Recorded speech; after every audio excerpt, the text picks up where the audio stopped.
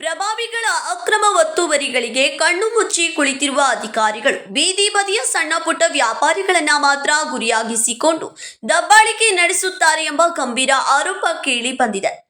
ಅನಿಗೋಳದಲ್ಲಿ ಇತ್ತೀಚೆಗೆ ನಡೆದ ಪಾಲಿಕೆ ಏಕಪಕ್ಷೀಯ ಕಾರ್ಯಾಚರಣೆಯನ್ನ ಖಂಡಿಸಿ ಆಕ್ರೋಶಿತ ವ್ಯಾಪಾರಿಗಳು ಹಾಗೂ ಸಾರ್ವಜನಿಕರು ಇಂದು ಪಾಲಿಕೆ ಆಯುಕ್ತರಿಗೆ ಮನವಿ ಸಲ್ಲಿಸಿ ದಮ್ಮಿದ್ರೆ ಆ ಅಧಿಕಾರಿ ಕಾವು ಕಟ್ಟಾದ ಒತ್ತುವರಿ ತೆರವುಗೊಳಿಸಲಿ ಎಂದು ಸವಾಲು ಹಾಕಿದ್ದಾರೆ.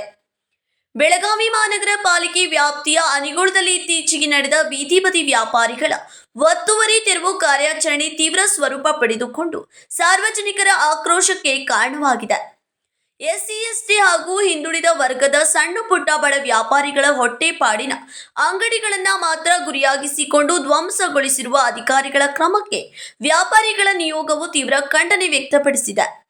ಮನವಿ ಸಲ್ಲಿಸುವ ವೇಳೆ ಅಧಿಕಾರಿಗಳ ವಿರುದ್ಧ ಗುಡುಗಿದ ಮುಖಂಡ ಸುಜಿತ್ ಮುಳುಗುಂದ್ ಕಳೆದ 2022ರಿಂದಲೂ ನಗರದ ಕಾವುಕಟ್ಟೆಯ ಬಳಿ ಫುಟ್ಪಾತ್ಗಳನ್ನು ಅಕ್ರಮವಾಗಿ ಒತ್ತುವರಿ ಮಾಡಿಕೊಂಡು ಟೇಬಲ್ ಕುರ್ಚಿಗಳನ್ನು ಹಾಕಿ ರಾಜಾರೋಷವಾಗಿ ವ್ಯಾಪಾರ ಮಾಡಲಾಗುತ್ತಿದೆ.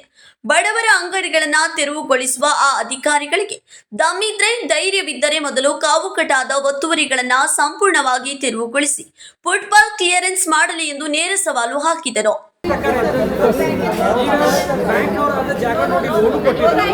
ಇಂಥ ಒಂದು ಅಧಿಕೃತ ಜಾಗದಾಗ ಇವೆಲ್ಲ ಪರಿಶೀಲನೆ ಮಾಡಿ ಲೋನ್ ಕೊಟ್ಟಿದ್ದಾರೆ. ದಯಮಾಡಿ ಇಷ್ಟೊಂದು ಧೈರ್ಯ ತೋರಿ ತಮ್ಮ ಆಫೀಸರ್ಸ್ ತಮಗೆ ಮಿಸ್ಗೈಡ್ ಮಾಡಿದಾರೋ ಅಥವಾ ಸರಿಯಾಗಿ ಗೈಡ್ ಮಾಡಿದಾರೋ ಅದಂತ ನಮ್ಗೆ ಗೊತ್ತಿಲ್ಲ ಸರ್.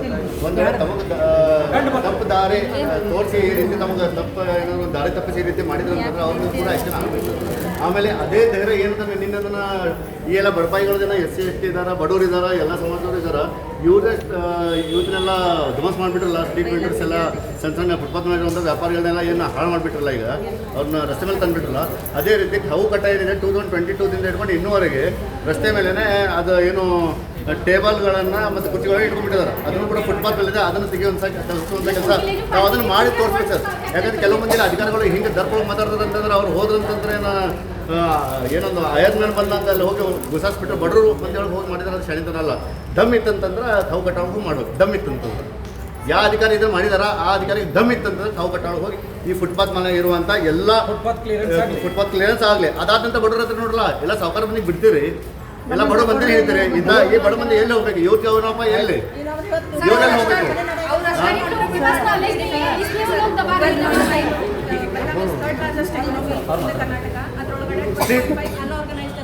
ಅದ್ರೊಳಗೆ ನಮ್ದು ಏನಿಲ್ಲ ಅಂದ್ರೂ ಅಟ್ಲೀಸ್ಟ್ 4 to 6% ನಮ್ದು ದೇ ನಾಟ್ ಅನ್ಎಂಪ್ಲಾಯ್ಡ್ ಸರ್. ಏನೋ ನಮಗೆ ಸಿಗ್ತಾ ಇಲ್ಲ ಅಂತೇಳಿ ನಾವು ಪುಕ್ಕಟ ಕುಂದ್ರತ್ತೀವಿ, ಏನೋ ಒಂದು ಮಾಡ್ಕೊಂಡು ಹೊಟ್ಟೆ ಪಡಿ ಇದ್ದೀವಿ.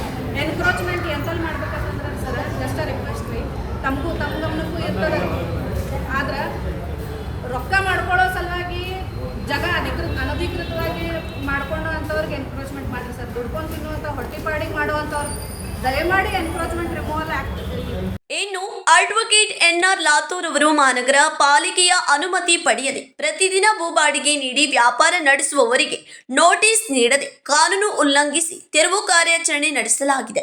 ಅವರಿಂದ ಆದ ನಷ್ಟಕ್ಕೆ ಪರಿಹಾರ ನೀಡಬೇಕು ಮತ್ತು ತೆರವು ಕಾರ್ಯಾಚರಣೆ ನಡೆಸಿದ ಅಧಿಕಾರಿಗಳ ವಿರುದ್ಧ ಕ್ರಮ ಕೈಗೊಳ್ಳಬೇಕೆಂದು ಮನವಿ ಮಾಡಿದರು.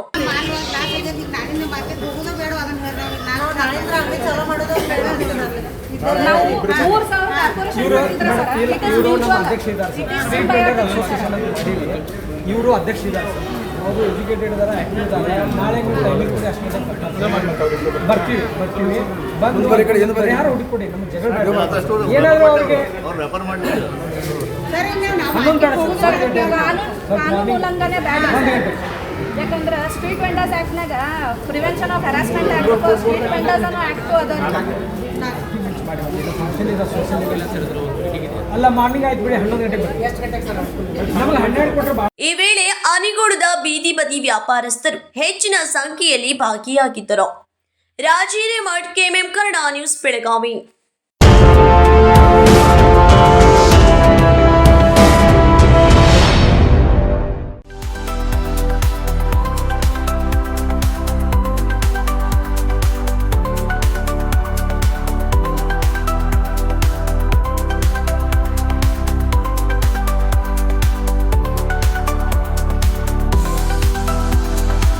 आदर्श ड्रेस सर्कल केवल पुरुषों के लिए लाए हैं ब्रांडेड शर्ट्स, टी शर्ट्स और जीन्स की नवीनतम रेंज।